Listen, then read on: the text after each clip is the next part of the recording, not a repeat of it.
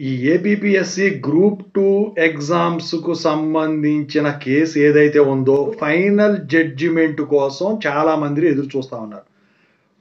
ఈ కోర్ట్ వచ్చేసరికి వీళ్ళు స్టే విధించడం జరిగింది తీర్పు మీద. ఇక అయితే అవతలొడ్డు లేకపోతే ఇవతలొడ్డు. మనం మాట్లాడుకున్నాం నిన్న వీడియో ప్రకారం. సో, ఎప్పుడు జరుగుద్దా? ఎప్పుడు వస్తదా? అని చెప్పేసి అడుగుతా ఉన్నారండి.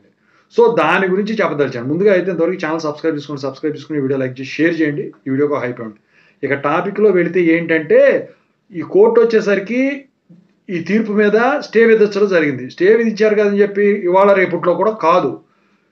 ఈ 30, 40 రోజులు పడుతుందండి. ఖచ్చితంగా అయితే దీని మీద తీర్పు వచ్చే విధంగా అయితే 35 రోజుల్లో మీకు తెలిసిపోతుంది.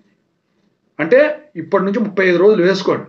35 రోజులు, 30 రోజులు ఈ మధ్యలోనే మీకు తీర్పు అనేది ఇచ్చేయడం జరుగుతుంది. ఆ తర్వాత ఏం చెప్తారంటే, అసలు నిజంగా క్యాన్సిల్ చేయడం కుదురుతుందా? చాలామంది అడుగుతా ఉన్నారు. కింద కామెంట్‌లో కూడా పెడతా ఉన్నారు. జార్ఖండ్ కేసు అని చెప్పేసేసి. సో, ఇక్కడేంటంటే నోటిఫికేషన్‌లో ఉన్నదాన్ని మార్చటానికి అంటే వాళ్ళు అందుట్లో ఫర్ ఎగ్జాంపుల్ ఇప్పుడు యూనివర్సిటీలో సిలబస్‌లు, రెగ్యులేషన్స్ రిలీజ్ చేసినప్పుడు university has the rights to modify the regulation if necessary అని పెట్టుకుంటారు. అలాంటిది ఏదన్నా పెట్టుకున్నట్టయితే నిజంగా అందుట్లో గనక మిస్టేక్ గనక జరిగినట్టయితే మార్చటానికైతే ఛాన్స్ ఉంటుంది. ఓకేనా? అయితే ఇక్కడ చాలామంది బలంగా నమ్ముతుంది ఏంటంటే, ఎక్కువ శాతం మంది ఇది యథావిధిగా కంటిన్యూ చేస్తారు. క్యాన్సిల్ చేస్తే మళ్ళీ అన్ని ఎగ్జామ్స్‌కి ఇదే గతి పడుతుంది అన్న ఆలోచనలో ఉన్నారు.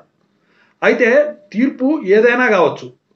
ఇక్కడ మార్చేదానికి నోటిఫికేషన్ కుదిరితే ఆ రోస్టర్‌ది ఏదైతే ఉందో దాన్ని రెక్టిఫై చేసే విధానం ఉంటే రెక్టిఫై చేయొచ్చు. లేకపోతే దీన్నే కంటిన్యూ చేయమని దానికి ఏదైనా గ్రీవియన్స్ కింద ప్రొవైడ్ చేయమని. ఎందుకంటే నేను ఒక కేసు చెప్పాను కదా డీఎస్సీది, దాని ప్రకారం వెళ్ళమని చెప్పొచ్చు. సో, ఇది మళ్ళీ ఆ గ్రీవియన్స్ మీద గనక మళ్ళీ కేసు గనక ఇది అయితే గనక మళ్ళీ అదంతా వచ్చేలోపు ఇక్కడ నియామకాలు కూడా అయిపోతాయేమో.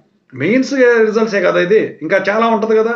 సో, కోర్టు తీర్పులు లాంగ్ పడతది. ఈ ఎగ్జామ్స్ కూడా లాంగ్ పడతది. సో, ఈలోపు నియామకాలు కూడా జరిగిపోతాయేమో డీఎస్సీ పోస్టింగ్స్ లాగా. అయితే ఇక్కడ మీరు ఒకటే గమనించాలి.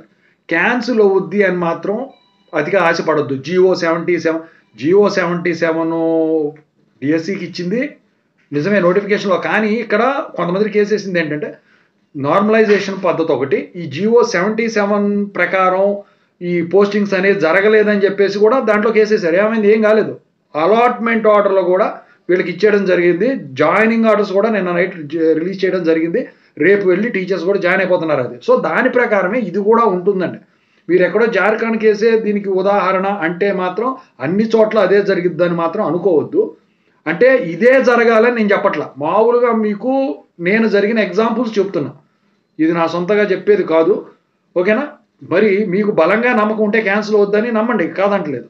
కాకపోతే తెలంగాణలో క్యాన్సిల్ చేసిందే మళ్ళీ దాని రిజల్ట్ వదలటం అయితే జరిగింది. మీరు గమనించారు. నేను గమనించండి ఒకసారి మీరు చూడండి కావాలంటే. నేను ఆల్మోస్ట్ అయిపోయింది అనుకున్నారు అందరూ కూడా. కానీ జరిగిందిగా.